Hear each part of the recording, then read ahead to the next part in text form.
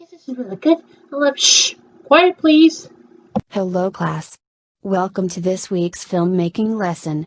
I might not be here at Loyalist College this week. I will be in Walt Disney World again to stay at Disney's Polynesian Village Resort.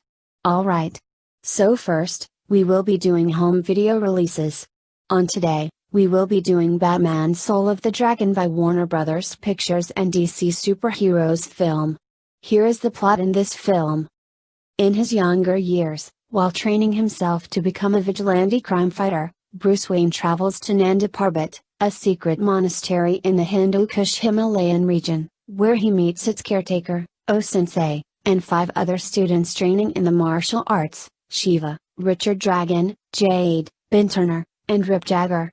O-sensei eventually entrusts Shiva with Soulbreaker, a Muramasa sword in his possession, but otherwise remains secretive about a certain door at the monastery's outer perimeter.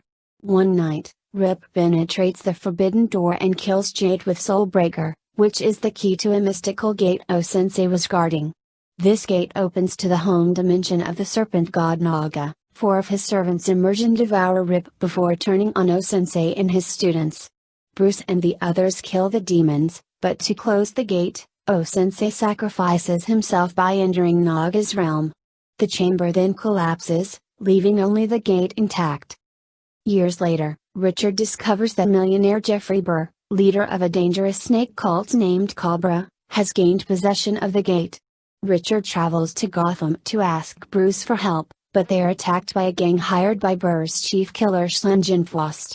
During this fight, Richard learns that Bruce is Batman and that Schlangenfaust is looking for Soulbreaker. They head for Gotham Chinatown to inform Shiva, the resident crime lord, but the cultists attack them there, and Schlangenfaust uses the distraction to steal the sword.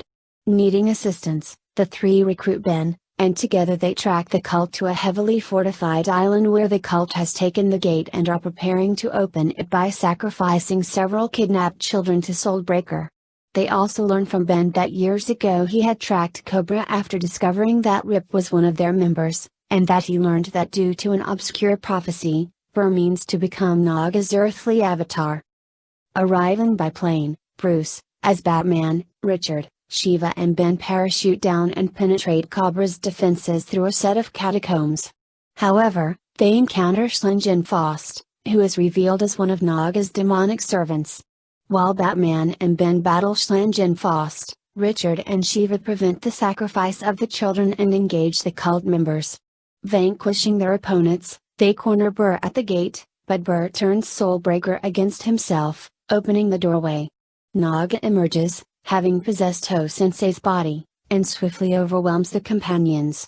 Naga reveals that Richard is his actual destined host and tries to seduce him with promises of power, but Richard refuses and, with some help from Batman, uses Soulbreaker to banish him. Freed from Naga's domination, O-sensei bids his students farewell before dying in their arms.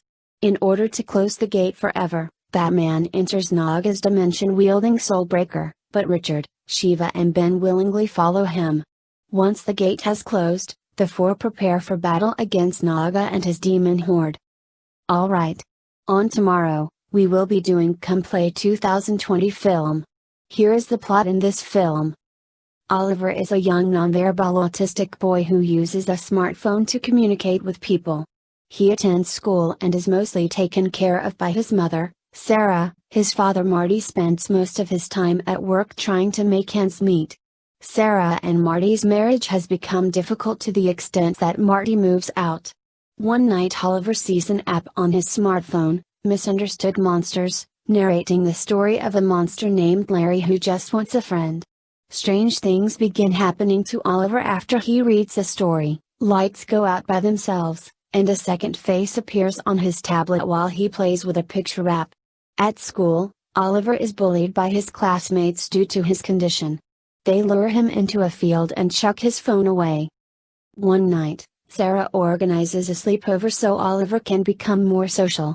The 3 boys who bullied him come over. Oliver hides the tablet as he is terrified of it. One of the boys retrieves the tablet and reads the story. The lights go out and Larry appears, but he can only be seen through the camera of the tablet. Larry attacks Byron, one of the boys, and the terrified boys all blame Oliver for the incident. In the following days, Sarah begins to see the same strange things Oliver did. Confronting Larry through Oliver's tablet, she learns that Larry wishes to take Oliver back to his home world. That night, Marty takes Oliver to his night shift parking lot attendant job. Larry, revealing as a skeletal creature similar to a ghoul, begins to stalk them. When Marty witnesses Larry picking Oliver off from the ground, he finally believes Sarah and Oliver. They break the tablet and assume everything is over. Byron is traumatized from the incident at Oliver's house but comes clean on what really happened, absolving Oliver of blame. One night at work, Marty is attacked by Larry, who can travel through electricity and usually communicates with people through screens. Marty is hurt but alive. Larry proceeds to attack Oliver at his house, intending to take the boy. Sarah trashes all electrical devices in the house, but the TV finishes playing Larry's story before she can shut it off. Larry takes physical form, being able to move in real life without the use of a screen, and begins to stalk them throughout the house. Oliver takes Sarah to the field where there is no electricity for Larry to follow them with, but Larry uses Oliver's fallen phone to trap them there. Oliver must take Larry's hand to enter Larry's world, but at the last second, Sarah takes Larry's hand instead, offering to go with him and become his friend instead of Oliver. In their final moments, Oliver looks Sarah in the eye for the first time, something Sarah has struggled with ever since Oliver was diagnosed. Larry takes Sarah and they both vanish, leaving Oliver alone. In the aftermath, Oliver lives with Marty, and they intend to deal with their loss. Marty gets more involved with Oliver's therapy. One night, the lights go out again and strange noises are heard downstairs. Marty grabs his phone and sees Oliver and Sarah, who has been taken by Larry, playing happily. Sarah tells her son, "I'll protect you," as Marty smiles. Alright. On Wednesday, we will be doing the Court Jester 1955 film. Here is the plot in this film. Prior to the events of the film, King Roderick the Tyrant sends the Lord Ravenhurst to slaughter the royal family of England, and usurps the throne. The Black Fox and his band of rebels rescue the true king, an infant with a royal purple pimpernel birthmark on his backside. In the present, they harass Roderick and his men while guarding the baby. Lords Brockhurst, Finsdale, and Pertwee convince the king to seek alliance with Sir Griswold of Mackle, by offering him Roderick's daughter Gwendolen in marriage. Gwendolen objects, for the castle which Griselda foretold a more gallant lover. Hubert Hawkins, the Black Fox's minstrel, brings a troop of midgets from the carnival to replace him so he can fight, but the Black Fox refuses. The king's men find their hideout, so Hawkins and another rebel, Maid Jean, are ordered to disguise themselves as wine merchants and take the baby to safety. They meet the king's newly hired jester, Giacomo, on the road. Jean knocks him out and tells Hawkins to steal his identity. Hawkins heads for the castle, and Jean travels on alone, but is captured by the king's men, who are ordered to bring the fairest wenches to court. The Lord Ravenhurst tells a friend Giacomo is actually an assassin he hired to kill Brockhurst, Finsdale, and Pertwee, to prevent the alliance. Gwendolen decides to kill Griselda for lying to her, until Griselda promises Giacomo as her prophesied lover. Hawkins, unaware of both these things, enters the castle and tries to make contact with a rebel confederate. However, Ravenhurst unwittingly appears at his whistle signal, so Hawkins allies himself with him. Prior to his arrival, Fergus the Ostler, the true confederate, met up with Jean and hid the baby in a basket. Jean sneaks into the palace and steals a key to a secret passage from King Roderick's chambers. Hawkins is put under a spell by Griselda, and in that state woos the princess, receives his orders to kill the three lords from Ravenhurst, and gets the key from Jean, but loses it back to the king. Hawkins forgets all this once the spell is gone. Fergus gives him the basket with the baby, but before he can get it to safety, Hawkins is called before the king. He manages to distract the king and crowd from noticing the basket with a well-received performance, and Jean rescues the basket. Griselda, meanwhile, poisons the three lords' cups to prevent the alliance. Ravenhurst believes Hawkins killed them. Griswold arrives, but Gwendolyn declares her love for Giacomo, and Hawkins is arrested and jailed. Ravenhurst learns that Giacomo never arrived and concludes that Hawkins, having sabotaged the alliance, must be the Black Fox. He convinces Roderick to rush Hawkins through the trials to become a knight so he can duel Griswold, ostensibly so Griswold can kill the jester but really so the Black Fox can eliminate Griswold. Jean steals back the key, and Fergus sends it by pigeon to the real Black Fox, but is caught and tortured to death by Ravenhurst's men. At the tournament, Griselda poisons one of the drinks and tells Hawkins which it is. One of Griswold's men overhears and warns Griswold, and he and Hawkins both struggle to remember which of the glasses is poison, the famous vessel with the pestle routine, and end up not drinking the toast. Through sheer luck, Hawkins defeats Griswold in the duel, but spares his life and sends him away. Ravenhurst finds the baby and exposes Hawkins as a traitor. However, the real Black Fox sends the midgets through the secret passage, and they rescue Hawkins, Jean, and the baby. Jean clubs the door guard and lets the Black Fox's army into the castle. Threatened by Gwendolyn, Griselda hypnotizes Hawkins to become a sword master and he duels Ravenhurst, though the spell is accidentally switched on and off several times. Finally, Hawkins and Jean launch Ravenhurst from a catapult into the sea. Griswold returns with his army, ready to kill the rebels, but Hawkins shows him the purple pimpernel birthmark on the baby. Griswold kneels to the baby, as does everyone else, including Roderick. Alright. On Thursday, we will be doing Fatman 2020 film. Here is the plot in this film. Kris Kringle lives with his wife Ruth and runs his Christmas present shop on a farm near the town of North Beak, Alaska. With his income on the decline because too many children are becoming too vicious, the United States government, who maintains an interest share in Kris' business, sends Captain Jacobs to propose a 2-month contract for producing components for a new jet fighter for the U.S. military. The liaison agents override Kris' misgivings by virtually threatening to withhold the government's subsidies, but Ruth manages to restore his spirits. On Christmas Eve, spoiled rich boy Billy Winnan receives a lump of coal from Kris for his selfishness, and swearing revenge, he hires his personal hitman Jonathan Miller to kill Kris. After some futile first attempts, Miller coerces a postal service supervisor to tell him Kris' address from the letters he receives every year from children around the world. Making his way to North Peak, he trails Kris to the farm, infiltrates the compound and kills all the U.S. Army guards. He is discovered by one of the elf workers, the alarm is raised, and Jacobs manages to evacuate the workers at the cost of his own life, just before Miller blows up the shop. Kris faces off against Miller and gains the upper hand, but Miller first wounds Kris with a leg-mounted spring blade and then shoots him in the eye, apparently killing him. Ruth intervenes and shoots Miller dead, and because he is essentially immortal, Kris recovers from his injuries.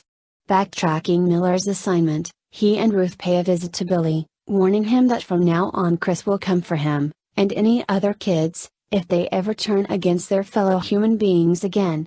Afterwards, Kris, Ruth and the elf crew start rebuilding their workshop with renewed confidence. Alright. On Friday, we will be doing Lady and the Tramp 2 Scamp's Adventure 2001 film. Here is the plot in this film. In 1911, just 2 days before the 4th of July, Lady and Tramp have 3 polite and well-behaved daughters, Annette, Danielle, and Colette, and a very playful but rambunctious son named Scamp. After Scamp makes a mess in the house, Jim Dear chains Scamp to the doghouse outside as punishment. Lady and Tramp are distraught that their son cannot settle down and follow house rules. The Tramp tries to reason with Scamp, but gets angry at his son's insistent desire to be a wild dog. Later, Scamp sees a pack of stray dogs, named the Junkyard Dogs, harassing the dog catcher outside the yard and becomes intrigued. Scamp breaks free from his chain and runs off to find the pack. He meets a young member of the pack, Angel, and, after a flirtatious introduction, she takes him to the rest of the Junkyard Dogs. Meanwhile, Lady comes outside to reconcile with her son but is horrified to see that he has disappeared. Panicking, she rushes back in and alerts Tramp and the Darlings start a search party.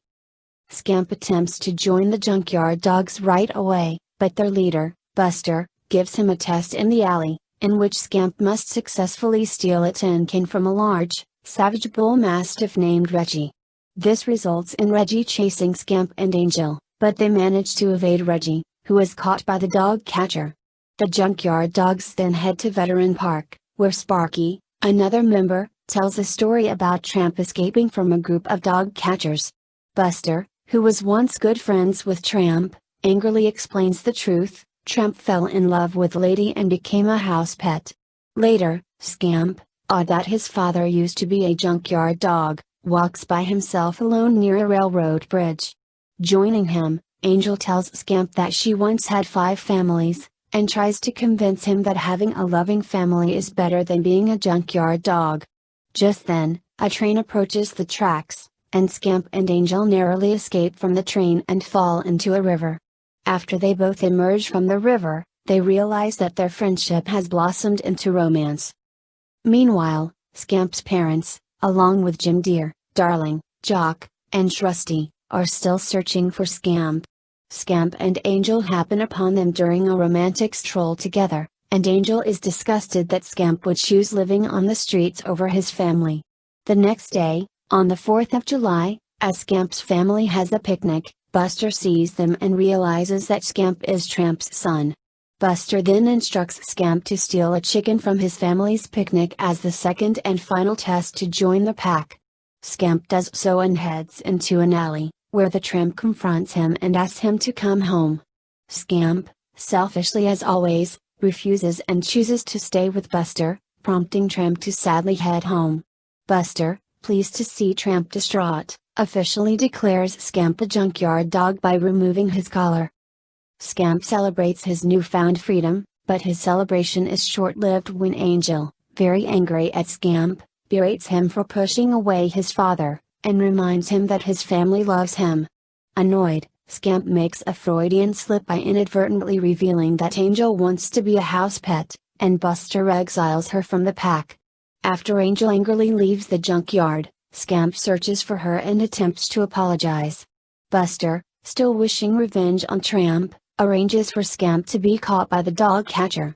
As a result, Scamp finally realizes that he has made a terrible mistake of choosing his dream over his home, now wishing that he was home with his family.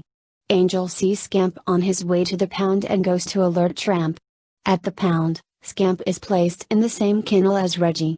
The Tramp, arriving just in time, he fights off both Reggie and the dog catcher and rescues his son.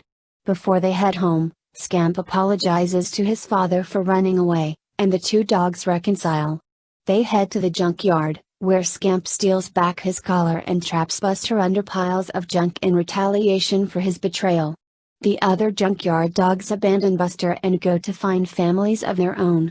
Angel accompanies Scamp and Tramp home, where the rest of the family is happy about Scamp's return, and they decide to adopt Angel. Alright. That's all the home video releases we got. So second, we will be doing TV series over home video releases. On today, tomorrow, Wednesday, Thursday and Friday, we will be doing Chakato Anime Kimono Friends 3. But we don't know when that episodes will be in this TV series. Alright. That's all the TV series over home video releases we got. So third, we will be doing Monkey Pictures and Roman Cow Productions and Donkey Teeth Company shorts. It was about Tom and Jerry shorts is called Fraidy Cat, and did you know what Fraidy means? It means that Tom was scared about Jerry to play tricks to scare the fur off. Alright. That's all the shorts we got. So fourth, we will be doing Samsung Galaxy S21. The story continues with Mai and the magical girls go for next trip to Walt Disney World again. This time, it was Disney's Hollywood Studios. But their trip is to Epcot again. When Mai arrived at Toronto Union Station, she saw a red-haired girl who was actually a bookkeeper and came to library to return. Unfortunately, Mai asks red-haired girl to come to the flight with them. But red-haired girl refuses. She returns to the library and sings her song as her name. Mai catches up the red-haired girl, but all cities have sang their song, but Mai refuses to listen. When she finally stops her, My tells the truth about what her name is. Red hair girl's name is Syria. Daikano notices Syria, who is being upset when a lady came up to scream at her face, and she rescues her. My asks once again to come to the flight with them. She finally accepts it. As they travel to Disney's Hollywood Studios, red hair girl reveals to be Beatrice.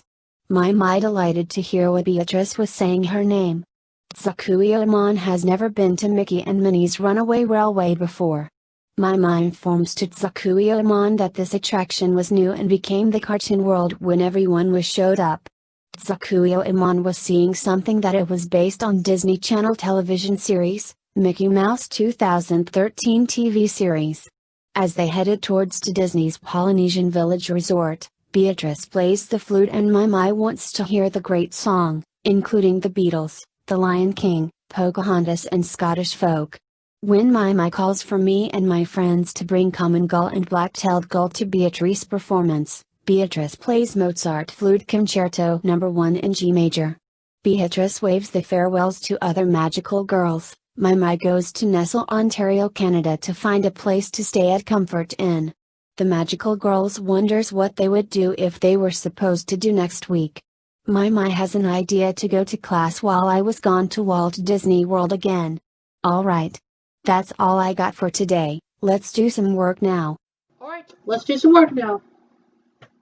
Hello, girls. Hi. Hi. Hi. Hi. Hi. Hi. Hi. Hi. Hi. Hi. Hi. Hi. Hi. Hi. Hi. Hi. Hi. Hi. Hi. It looks like we're gonna have to go to Disney's Polynesian Village Resort to stay. Yeah, let's go do it, Makoto. Alright, we'll go there, okay? Yeah. Yeah.